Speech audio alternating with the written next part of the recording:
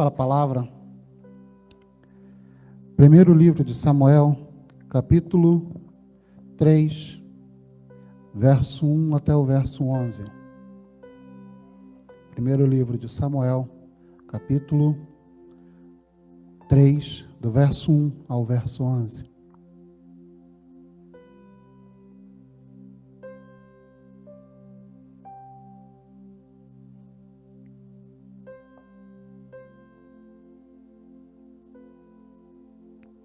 Amém?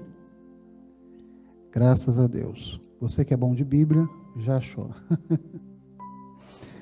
Diz assim, 1 Samuel, capítulo 3, do verso 1 ao verso 11. O menino Samuel servia o Senhor diante de Eli. Naqueles dias, a palavra do Senhor era muito rara. As visões não eram frequentes. Certo dia, o sacerdote Eli, cujos olhos já começavam a escurecer-se a ponto de não poder ver, estava deitado no lugar de costume. Também Samuel estava deitado no templo do Senhor, aonde estava a arca da aliança. Antes que a lâmpada de Deus se apagasse, o Senhor chamou o menino. Samuel, Samuel. Este respondeu: Eis-me aqui. Então correu para onde estava Eli e disse: Eis-me aqui, pois você me chamou. Mas Eli respondeu: Eu não chamei você. Vai deitar. E ele foi e se deitou. O Senhor tornou a chamar: Samuel. Este se levantou, foi até Eli e disse: Eis-me aqui, pois você me chamou. Mas Eli respondeu: Meu filho, eu não chamei você, vai deitar. Porém, Samuel ainda não conhecia o Senhor, e a palavra do Senhor ainda não havia sido manifestada a ele. E o Senhor chamou Samuel pela terceira vez. Ele se levantou, foi até Eli e disse: Eis-me aqui, pois você me chamou. Então Eli entendeu que era o Senhor quem chamava o menino. Por isso, ele disse a Samuel: Vai deitar. Se alguém chamar, diga: Fala, Senhor, porque o teu servo ouve. E Samuel foi para o seu lugar e se deitou. Então o Senhor veio e ali esteve e chamou como das outras vezes: Samuel, Samuel. Este respondeu: Fala, porque o teu servo ouve. E o Senhor disse a Samuel: Eis que vou fazer uma coisa tal em Israel, que todos os que a ouvirem ficarão com os dois ouvidos tinindo. Amém? Feche seus olhos. Senhor, te pedimos, ó Pai, dar-nos a compreensão das tuas escrituras. Fala conosco, ó Pai, porque os teus servos ouvem a tua palavra. Nós somos sedentos, ó Pai, de ouvir a tua instrução, que tanto estes que aqui se encontram no teu templo, como aqueles, ó Pai, que estão no aconchego dos seus lares, ou aonde quer que estejam, ó Pai, que possam serem, ó Deus, instruídos e abençoados pela tua palavra, no nome de Jesus. Amém. Amém. Nós estamos tratando aqui de um livro muito importante. Todos os livros da Bíblia, é claro que eles são importantes. Mas esse livro, ele tem a sua importância porque ele mostra, ele começa, a trabalhar o que é a transição do período de juízes, aonde homens tinham a direção da terra, a direção da nação, Deus levantava um herói, e esse herói libertava Israel, e depois voltava a pecar, Deus levantava outro, Israel voltava a pecar. Mas só que neste momento nós estamos começando a ver o surgir da nação. Samuel vai ser aquele que vai ungir o primeiro rei de Israel. Mas eu costumo falar que antes de um fato acontecer, tem uma história por trás. E é um pouco dessa história que nós gostaríamos de tratar nesta noite. A primeira coisa é que eu gostaria de abordar com os irmãos, é que nós estamos aqui por volta do século XI, antes de Cristo. E apesar da Bíblia, ela não nos dá, as Escrituras, ela não nos dá o tempo certo quando isto está acontecendo, porque a Bíblia não se preocupa com isso em alguns casos, mas nós podemos entender, pelo estudo daqueles que conviveram com Samuel, que a data provável seria esta. Por exemplo, Eli, o seu sacerdócio, e como juiz e como sacerdote, começou por volta do ano 1099 antes de Cristo. Então se entende que é por essa época, desde o início do sacerdócio de Eli, é que se começa aí o nascimento, que se entende quando é o nascimento, a concepção e o nascimento de Samuel, que seria aí no capítulo 1 de 1 Samuel. É importante também falarmos que Samuel, ele estava no templo, e quando se fala o templo, que estava junto à arca, não é que ele estava no local santo dos santos, ele estava dentro da estrutura, tendo em vista que o tabernáculo ele foi construído para ser móvel, porque o povo estava no meio do deserto e tinha que ter mobilidade, porque eles não ficavam ainda, não residiam no local só ainda. Mas neste momento aqui, Israel já tinha tomado todo aquele local, já estava praticamente, já tinha o poder, o domínio sobre aquela terra. Então o tabernáculo, por isso, não ficava se movendo tanto. Então se tinha já uma estrutura ao redor dele, inclusive com um pequeno portão, vamos colocar assim. E então Samuel ele deveria estar dormindo por volta mais ali perto do pátio, mais ou menos. Mas por que você está falando isso, irmão? É porque quando nós começamos a ler, às vezes nós perdemos alguns detalhes. A Bíblia não está, o capítulo 3 não mostra o Samuel, um homem adulto, e já o sacerdote do templo do Senhor. O que nós estamos vendo aqui é um Samuel que ainda é um menino, que foi levado pela sua mãe. Nós conhecemos a história de 1 Samuel, vamos colocar esse primeiro capítulo, que Ana era mulher de Elcana.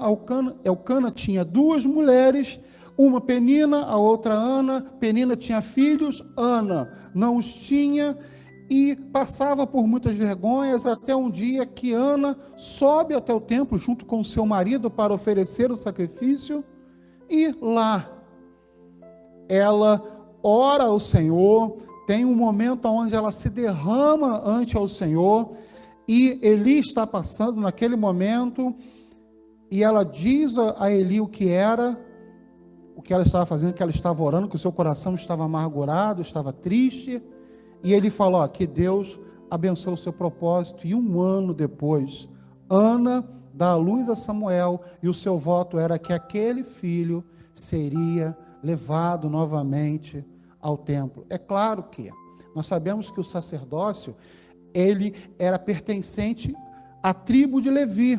Então, com certeza, Eucana, ele fazia parte dessa estrutura. Apesar de ele estar em outra terra, ele era membro, a história, os livros dizem que ele era membro dessa tribo de Levi. Ele só não morava ali, não estava trabalhando naquele momento. Mas Eucana era um homem, ele fazia parte daquilo.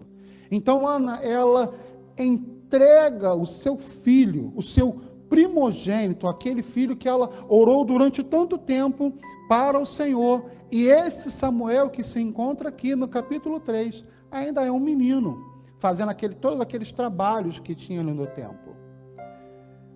Esse momento é um momento difícil, porque apesar da terra estar pacificada teoricamente, porque volta e meia tinha um combate, alguma tribo daquela dali, os filisteus, amorreus, jebuseus, tentavam tomar novamente o domínio, mas era um momento de paz.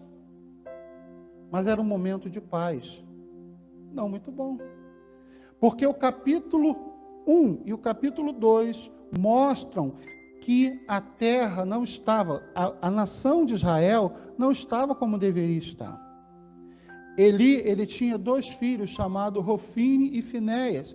E estes jovens, que ainda eram rapazes, eles seriam os sucessores de Eli. Mas, infelizmente, do mesmo jeito que um dia a Bíblia relata lá no finalzinho do livro de Juízes, que Josué, ele foi um grande homem, mas só que os seus filhos não seguiram os seus passos também. Os filhos de Eli não seguem os passos do seu pai e fazem tudo aquilo que é errado. Eles roubam a oferta que era trazida ao Senhor, eles profanam o tabernáculo de Deus, a casa do Senhor, com orgias, com situações, eles roubavam ali, eles deixavam as pessoas que traziam as ofertas constrangidas, e tudo isso com a omissão de seu pai. Então Deus, ele toma Samuel para si, e é justamente esse momento que nós estamos passando. O Senhor está chamando a Samuel para o seu sacerdócio. Ele ainda era ainda um menino, ele não era o sacerdote daquele local, ainda era um menino. Para ter uma ideia, do capítulo 3, quando Samuel é chamado, até o capítulo 7, quando nós vamos ver esse Samuel aparecer novamente, já se passou mais ou menos 20 anos. 20 anos. Então, o que era um menino se tornou um homem. Estão entendendo? Amém? Então, o que acontece? A história que está sendo contada aqui é a história de um menino que estava na casa do Senhor e Deus o chama.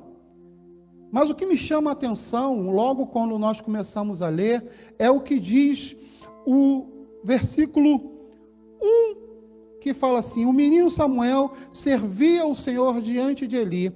Naqueles dias a palavra do Senhor era muito rara e as visões não eram frequentes. Olha só que situação incrível, inacreditável. Na nação que Deus havia escolhido para si, em Israel, a nação do povo que foi resgatado do Egito, a nação que foi tirada do Egito com mão forte, a palavra é rara e as visões são poucas. Isso se dava porque é o que nós já falamos no capítulo 2, mostra que o centro da adoração de Israel estava contaminado. Hofni e Finéias tinham destruído a imagem do sacerdócio que o Senhor havia implementado através das suas vidas. Eles estavam destruindo a imagem. Porque imagine só, aquelas pessoas iam adorar ao Senhor, iriam trazer as suas ofertas, iriam trazer as suas ofertas tanto pelo seu pecado, de agradecimento, e Hofni e Finéias destruíam isto. Então, a palavra de Deus, ou seja, a revelação do Senhor, naquele momento estava muito rara. Ou seja, porque o pecado tinha bloqueado a revelação de Deus na nação. Em Isaías 59:2 diz: mas as iniquidades de vocês fazem separação entre vocês e o seu Deus, e os pecados que vocês cometem o levam a esconder o seu rosto de vocês, para não ouvir os seus pedidos. Israel estava com o seu centro contaminado, e isto estava impedindo que Deus pudesse atuar como deveria atuar. Não é que Deus estava impedindo, Ele estava sendo fiel à sua palavra. O que às vezes nós não entendemos é que não é que Deus não tem o poder para fazer, mas é porque Ele é fiel naquilo que Ele diz. Ele diz que aquele que pecar, este morrerá. Aquele que sai debaixo da mão do Senhor se coloca na mão do inimigo. Não é a vontade de Deus que nenhum se perdesse. Não estava sendo da vontade de Deus que Hofni e Finéias fizessem essas coisas. Mas Deus tinha que ser fiel. Então Israel passava por um momento de enfraquecimento espiritual. Aquilo que era a marca de Israel estava enfraquecida. E devido o pecado está impedindo, está bloqueando a atuação de Deus naquele momento, ou seja, Deus não estava falando com o seu povo constantemente. Eu quero deixar bem claro que não é porque os holocaustos eram feitos, a lei era lida todo ano, a todo momento naquele local, não era falta do serviço do sacerdócio, mas era algo que eu costumo falar que as pessoas estão cansadas de ouvir algo e não ver que nós vivemos isso. Às vezes nós falamos alguma coisa, mas a nossa vida não reflete o que nós estamos falando. Como é que nós podemos falar que nós cremos em Deus, se em algum momento, inclusive por este momento de instabilidade, de saúde econômica, política, nós nos amedrontamos e perdemos a visão de Deus e colocamos a visão no homem? É uma incoerência. A nossa visão nunca deve estar naquilo que o homem pode fazer, mas sim no nosso Deus, que é todo poderoso para cumprir aquilo que Ele mesmo prometeu. Se Deus prometeu algo a você, Deus vai cumprir, porque Deus tem o poder para fazer isso. Amém? Nós precisamos entender isso, e devido o pecado estar bloqueando, as visões não eram frequentes, ou seja, naquele momento, as visões eram através dos seus profetas, mas só que não se encontrava homens para fazer isso, homens justos, íntegros. A cerne, volto a dizer, estava contaminada, e quando a raiz está morta, a planta não vive, não tem como alimentar. Israel estava passando por um momento de grande tribulação, ou seja, em Amós 8:11 diz assim: eis que vem dias, diz o Senhor Deus, em que enviarei sobre a terra fome, não de pão e sede, não de água, mas de ouvir a palavra do Senhor. Andarão de mar a mar, do norte até o oriente, correndo por toda parte, procurando a palavra do Senhor, mas não acharão. O pecado havia contaminado a nação. E este é o momento que nós estamos vivendo aqui. Um sacerdote, Eli, que nós lemos aí que a sua visão já não estava tão boa, e aqueles que deveriam sucedê-lo, Hofni e Finéias, totalmente distantes da direção de Deus. Então Deus chama quem? O menino, que está deitado junto ao portão do tabernáculo. E é interessante porque ele faz uma menção que diz que é antes da lâmpada se apagar. Quando nós lemos Êxodo, Levítico, nós vamos ver que a lâmpada nunca poderia se apagar. Era algo tão terrível que aquele local estava totalmente fora da direção de Deus. Mas isso também para falar que antes que a lâmpada se apagasse, Deus faria algo. Se Eli não estava capacitado para continuar o seu sacerdócio, se Hofni e Finéias estavam totalmente alheios à vontade de Deus, o Senhor chama Samuel, alguém que também seria segundo a sua vontade, e que seria o homem que ia ungir os 2 primeiros reis da nação de Israel. Mas nós falamos isso, volto a dizer que não era por falta de palavra. Deus continuava falando. Deus continuava a falar com eles. Mas algo também que é surpreendente é quando diz que Samuel, ele não conhecia o Senhor. No verso 7 diz: porém Samuel ainda não conhecia o Senhor, e a palavra do Senhor ainda não havia sido manifestada a ele. Não é que Samuel nunca tinha escutado a palavra, como um bom israelita, ele morando na casa de Eli, ele ouvia a palavra, ele conhecia os mandamentos, com certeza ele já deveria saber citar o livro de Levítico, de cor e salteado, de trás para frente, de frente para trás, Mas o que o autor está falando aqui é que Samuel era inexperiente. Ele não conseguia reconhecer a voz do seu Senhor. Ele não tinha intimidade com Deus. Ele não tinha proximidade com o Deus a qual ele servia. E às vezes acontece muito conosco. Nós somos crentes burocráticos. Nós somos pessoas que vivemos sendo alimentados com migalhas e não com o maná perfeito, porque nós negligenciamos os nossos afazeres. Nós precisamos entender isso. Samuel, não é que Samuel não ouvisse a palavra, ele não tinha experiência com o Senhor. Ainda não era o momento dele. Deus o estava chamando naquele momento. Deus o estava trazendo para o sacerdócio neste momento. Essa falta de experiência nos torna incapaz de reconhecer a voz do Senhor. Veja bem que Samuel escuta por 3 vezes a voz do Senhor. Samuel, Samuel, Samuel, Samuel, Samuel. Em nenhuma delas ele consegue entender que aquela voz não é de Eli, é do Senhor. E foi preciso que Eli, eu fico imaginando pela madrugada alguém te chamando, não sei se você foi em Guami, quando está dormindo, né? Alguém chama, você fica meio atônito. E Eli, com certeza, a primeira vez ele não entendeu, na segunda estivesse com Samuel.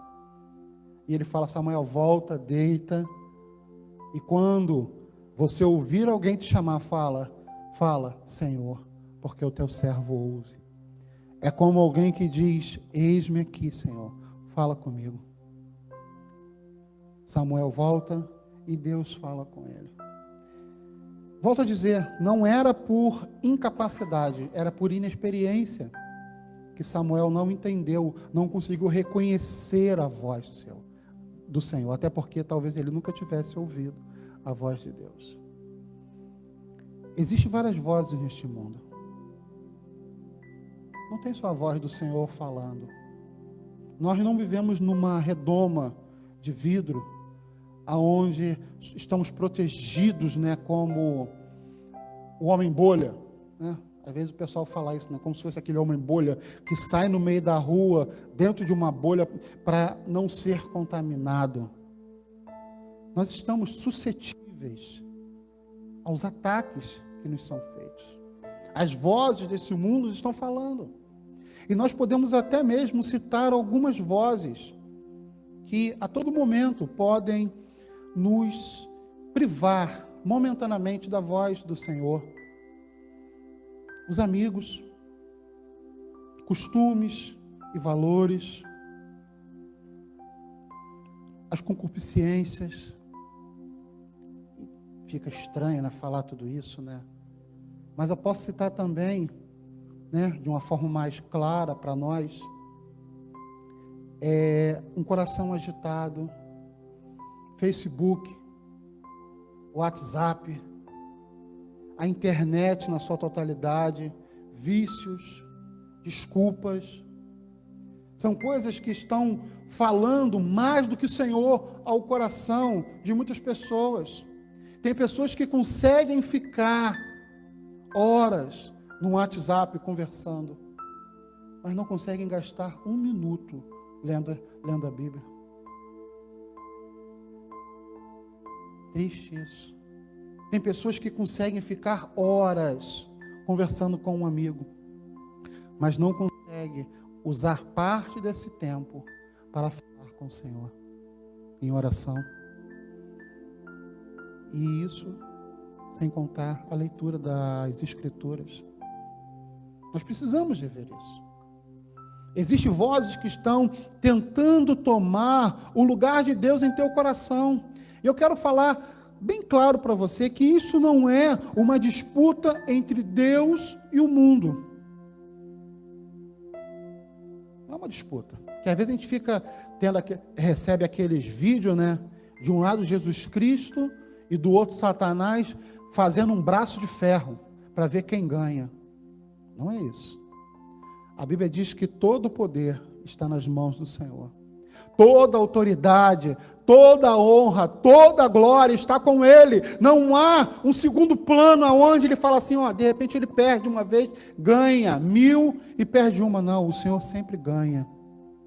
O que nós estamos falando aqui é uma disputa pelo teu coração. É o mundo falando e os teus desejos sendo tocados. Se você se colocar mais para o Senhor, você vence. Agora, se você dá mais ouvidos às outras vozes, você perde. É uma disputa pelo teu coração. Mas quem medita isso? Porque Deus está sempre falando, vem. Somos nós que colocamos o nosso coração em outras coisas. Esse final de semana eu coloquei para algumas pessoas um vídeo de um estudo que foi feito, acho que na Inglaterra, dos efeitos que uma pessoa que lê a Bíblia 3 vezes por semana tem. O estudo dizia que a pessoa tem 30% menos depressão, 50% menos medo e por aí vai. A nossa proximidade de Deus nos faz mais fortes. Se aproxime de Deus. Deixe essas vozes e deixe que o Senhor seja realmente Senhor da tua vida. Entregue a tua vida ao Senhor. Deixe Ele trabalhar. Aproveite esse tempo para que você possa ler mais. Quantas vezes nós já falamos aqui o que está acontecendo com os teus dias nesses momentos de pandemia, de incertezas? Quais as vozes que você tem ouvido? Quais as vozes estão direcionando a tua vida? Ao passo também que nós podemos falar que assim como o mundo tem falado aos nossos corações, o Senhor também. Ele não desiste de nós. Ele continua chamando os seus. Mas como reconhecer a voz do Senhor? Como reconhecer a voz? Essa pergunta já foi feita talvez por muitas pessoas. Afinal de contas, Samuel foi chamado 3 vezes e não reconheceu. Gideão, apesar dele ter tido uma teofania, ou seja, uma aparição de Deus, com ele, onde ele foi instruído, mesmo vendo, ele não acreditou. Ele não acreditou. Primeiro, o novelo cheio d'água, depois, só o novelo não se molha. Posso, em salvo engano, tá? Às vezes a gente erra. Mas como reconhecer a voz de Deus? Quando buscamos ouvir a voz de Deus, como podemos saber se é Ele mesmo quem está falando? Em primeiro lugar, temos que dizer que Gideão e Samuel, eles não tinham algo que nós temos. As Escrituras completas.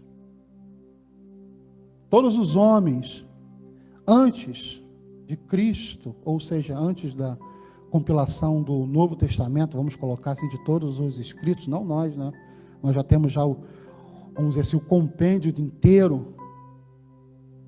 Eles só conheciam a promessa. Eles viviam na promessa. Mas nós temos o conhecimento de tudo. Nós vivemos a promessa. Eles só esperavam que a promessa acontecesse. É claro que não toda a promessa, nós estamos ainda aguardando aquilo que nós estamos estudando em Apocalipse. Nós estamos aguardando o cumprimento das demais promessas. Mas o Messias já veio. Já pagou o preço por nossas vidas. Já tomou o nosso lugar na cruz. Pagou pelos nossos pecados. Nos tornou livres. Derramando seu sangue no madeiro.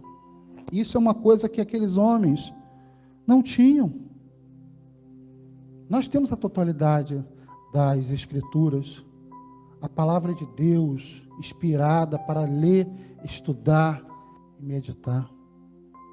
Mas, irmãos, como saber quando é a palavra, além das Escrituras?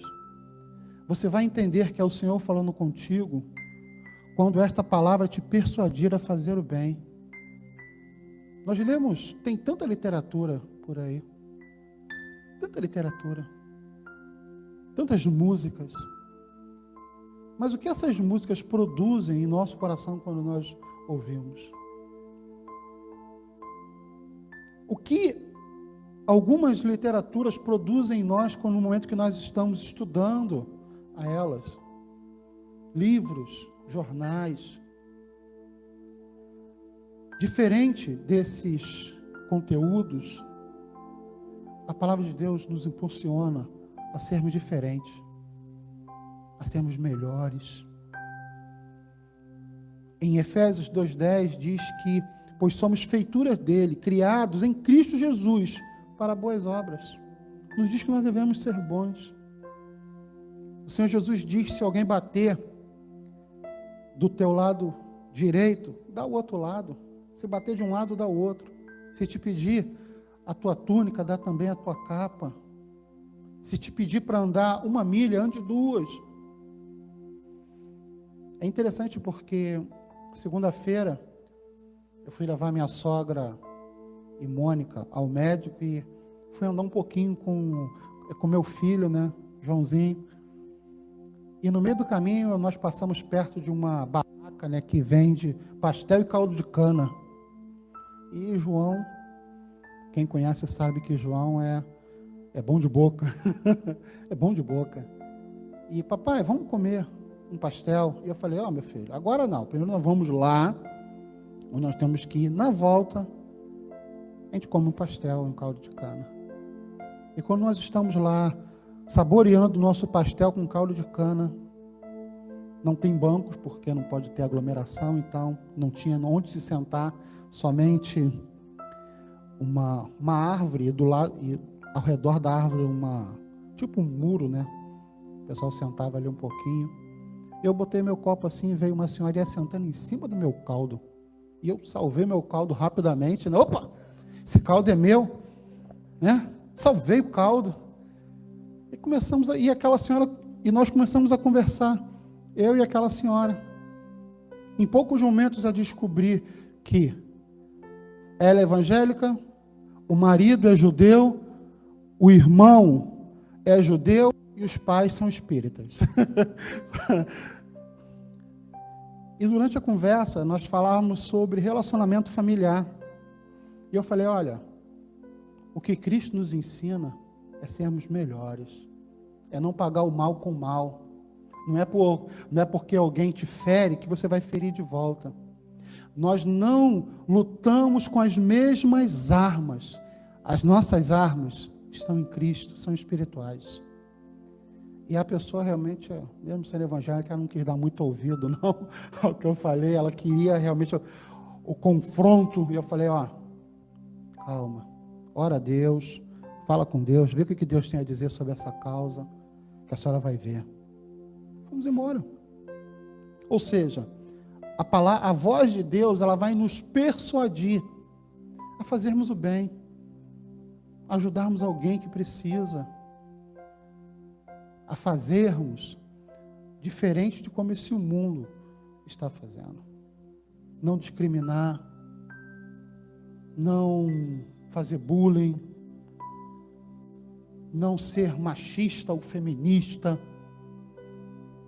não achar que somente você tem a verdade e todos os demais estão errados.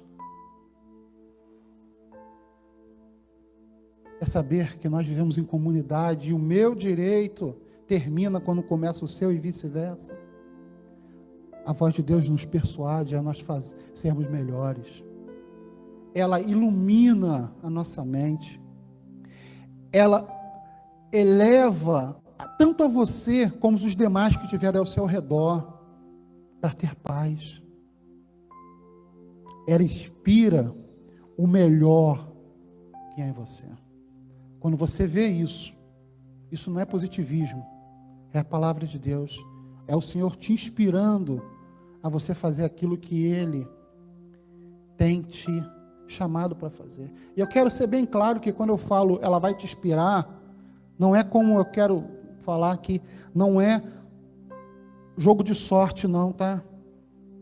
Eu conheci uma pessoa que ele falava que existe aquela famosa caixinha de desculpas, aquela caixinha de promessa.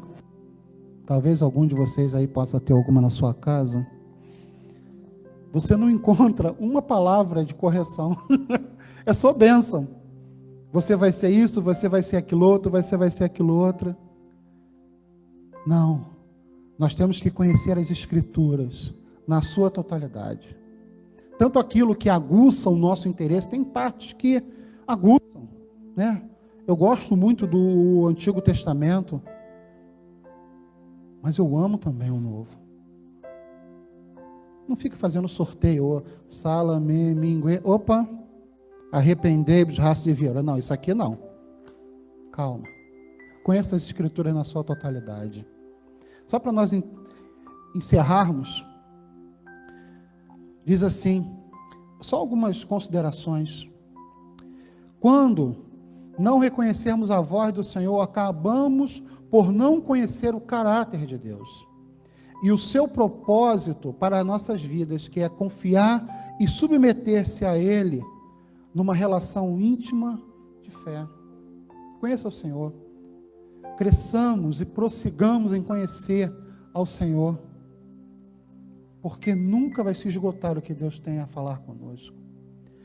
É possível passar anos como membros de uma igreja, mas mesmo assim, ser inexperiente em conhecer o Senhor. Que possamos ter sede e fome de conhecer o Senhor, não conhecimento teórico, através de livros ou histórias que nos foram contadas por outros. Quantos irmãos têm se contentado com a experiência dos outros? Tem gente que gosta de ficar vendo testemunho, mas não tem as suas próprias experiências com Deus. Tem as suas próprias experiências com Deus. Deixa Deus trabalhar na sua vida, deixa Deus mover em você. Sabe, antigamente a gente cantava um louvor que dizia que o Espírito de Deus se move em nós, se move em você.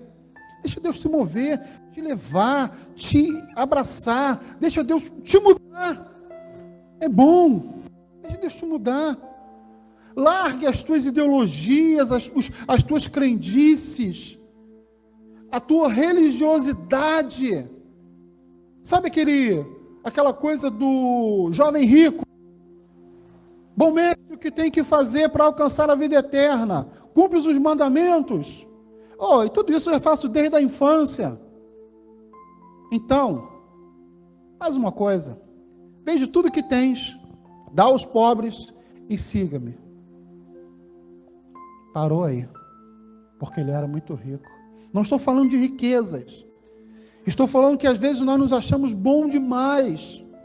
E isto não é a voz de Deus, porque Deus não te diz que você é bom demais. Ele te diz que você é um pobre pecador que precisa de salvação. É isso que você é. Você não é a última fatia do bolo, aquele moranguinho que fica em cima. Não. Você é o farelo. Mas quando Deus te pega e te junta, Ele faz algo diferente e algo bom. Amém? Concluir seu discurso, Jesus sempre dizia: quem tem ouvidos, ouça o que o Espírito diz à igreja. Quem tem ouvidos para ouvir, ouça. Isso mostra uma disposição interna em obedecer. Quero obedecer. Ainda quando for difícil. Tem coisa que a gente aprende mais rápido, outras coisas a gente aprende mais devagar. Mas queira melhorar. Para terminarmos, o Senhor chamou Samuel por 4 vezes, em virtude da sua inexperiência. Ele não desistiu dele, nem vai desistir de você. Deus continua te chamando. E se você está ouvindo hoje, é porque Deus continua falando ao teu coração. E continua falando: vem, vem, vem que eu te aceito. Não fique ansioso. Samuel foi chamado quando era uma criança. E só 20 anos depois assumiu o sacerdócio. Há um espaço muito grande, às vezes, entre o chamado e a consumação. Tenha paciência. Deus, Ele vai te moldar como um bom oleiro que trabalha com barro. Amém? Deus te abençoe, em nome de Jesus. Eu quero orar com você. Você pode me dar mais uns minutinhos? Deixa eu orar com você.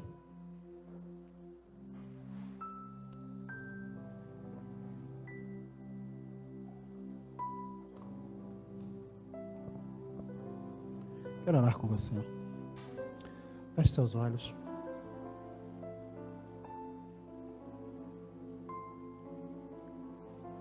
Senhor, é o Senhor que tem nos chamado, Pai. Mas por vezes os nossos ouvidos, eles têm se negado a atentar para o que o Senhor tem dito. Nesta noite, ó Deus, faz diferente aos nossos corações. Chama o teu povo, ó Pai, e que nós possamos estarmos prontos a te servir. A mesma prontidão que nós vemos em Samuel ao ser chamado. As tuas escrituras dizem que quando ele foi chamado pela primeira vez, ele de um salto se levanta e corre até Eli. Ele corre para o lugar errado, mas que nós possamos correr para o lugar certo, os teus braços, ó Deus. Senhor Deus, nesta noite, ó Deus, acaba com os achismos, ajuda-nos a vencermos as vozes deste mundo, ó Pai, que a tua voz seja reverberante dentro de nós e que nós possamos ser melhores a cada dia, Pai. Que nós possamos sair deste momento de incerteza com a certeza que o Senhor tem cuidado de nós e que tudo está conforme o teu plano. Ainda que isto doa, ainda que esteja sendo um momento de dor, de choro para muitos, mas é um momento também de conhecimento de Ti, Senhor. Que cada pessoa ao alcance da nossa voz, deste vídeo, possa, Senhor, ser tocada por Ti. E que nós possamos atentar para a Tua voz e quando o Senhor nos chamar, nós possamos estar prontos. Em nome de Jesus. Amém.